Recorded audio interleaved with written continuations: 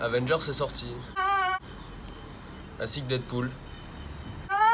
Et donc on va parler juste des 2 derniers Marvel.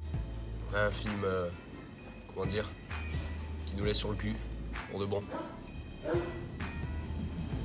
Ah ouais, sur le cul, ouais, vraiment. Ah non, franchement, il est incroyable. Il y a plusieurs visions dans ce film. Je vais pas commencer à partir dans les comics et tout parce que ça servira à rien parce que je m'y connais sûrement beaucoup moins que certaines personnes. Donc je vais laisser ces personnes-là le faire. Infinity War est juste incroyable au niveau du casting, déjà. Et puis surtout, on a un film qui est vraiment, comment dire, complet quoi. C'est un super méchant qui est complètement badass. On a une tonne de super-héros, c'est assez incroyable. Thanos pour le coup, pour ceux qui ne le connaissent pas, allez voir le film. Et juste complètement pété en fait. C'est-à-dire que c'est un des plus grands méchants de l'univers Marvel qui défonce tout le monde, qui s'en bat les steaks de tout. Et c'est ça qui est absolument incroyable avec lui. Ce qui est absolument fantastique, c'est à quel point il récupère les pierres assez vite. Pourquoi est-ce qu'on a autant de super-héros contre lui? En fait, son principe à lui, c'est un projet qui est d'actualité. C'est-à-dire que l'univers est terminé, les ressources, on les connaît, sauf qu'on est trop. Du coup, ce qu'il fait, lui, c'est qu'il se fait créer un gant qui permet de rallier les pierres de pouvoir pour pouvoir, uniquement en claquant des doigts, décimer la moitié de l'univers, histoire que tout le monde puisse vivre dans de meilleures conditions.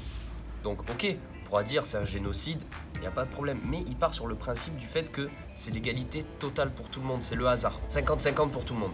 Et comme ça, il y aura largement assez de ressources pour que tout le monde puisse vivre beaucoup plus convenablement. Ouais, donc on a des scènes quand même où on voit Thanos qui marche un petit peu sur tout le monde, mais sans vraiment marcher dessus. C'est-à-dire que tout le long du film, on sent qu'il contient un petit peu ses pouvoirs, parce que vraiment, quand il arrive à la fin, la dernière scène, ils peuvent pas l'arrêter, quoi. On a l'impression, hein, mais non. Un méchant pour lequel on a de l'empathie, ce qui est rare dans l'univers Marvel. Tous les super-héros meurent, et à la fin, dans le générique, on a écrit « Thanos reviendra ». Alors que d'habitude, c'est les Avengers reviendront. Donc là, c'est vraiment, le film est vraiment tourné vers lui. Il libère l'univers et les ressources de surpopulation, c'est-à-dire qu'il lui donne un petit peu une seconde vie au final, donc ça c'est vachement intéressant. Après ce qu'il y a de bien, c'est qu'avec Marvel, on est toujours servi. Niveau visuel, niveau son, niveau effets spéciaux, la 3D pas si mal. Un film qui vaut le coup d'être vu au cinéma en fait, c'est vraiment ça qui est important à retenir. Waouh, on en prend plein la gueule pendant 2 heures, et à la fin, pour une fois à la fin d'un film Marvel, on reste sur le cul quoi. Hulk, pourquoi est-ce qu'il ressort pas? Sûrement parce que déjà, comme vous avez pu sûrement le lire sur internet, il a jamais été accueilli comme il faut sur Terre. Et en plus, au début du film, il se fait déboîter par Thanos, donc bon. Avengers, perso, j'ai vraiment adoré, parce que franchement, c'est un putain de film, hein. Il faut aller voir Infinity War au cinéma. Il a répondu aux attentes, c'est-à-dire qu'à la fin, voilà, tu restes sur le cul pendant facile 10-15 minutes.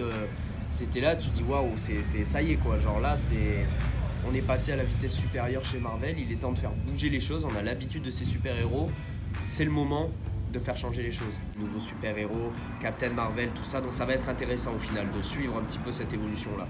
Donc voilà un petit peu ce que j'ai pensé de Avengers, donc on va passer tout de suite à Deadpool. Deadpool Deadpool Deadpool. Alors pourquoi Deadpool est incroyable? C'est surtout parce qu'il est aussi bien, voire mieux que le 1 en fait. Non, le 1. Beaucoup de blagues, hardcore, sanglant, trash. On a tout. On a Ryan Reynolds qui est toujours aussi incroyable dans le rôle, hein, on va pas se mentir. Il a gagné beaucoup de liberté sur son jeu, sur ses textes, il est maintenant producteur. Le film est bon dans l'ensemble, on se marre, on kiffe. Tu sais, il y a souvent des références à l'univers de DC, Superman, Batman, tout ça. Franchement, à ne pas rater.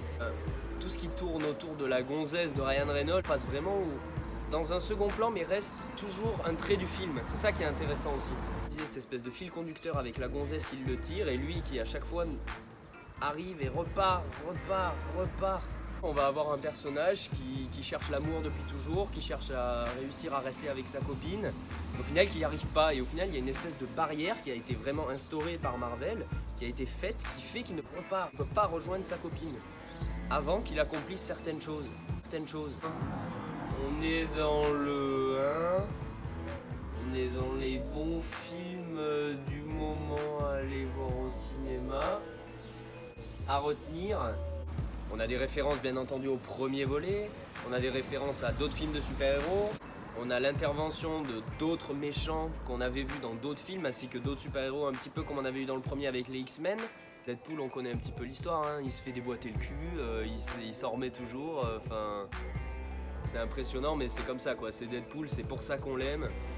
Ce qui est intéressant, c'est aussi la rupture avec le quatrième mur, qui avait déjà été faite dans le premier et dans d'autres films, mais dans celui-là, qui est vraiment incroyable.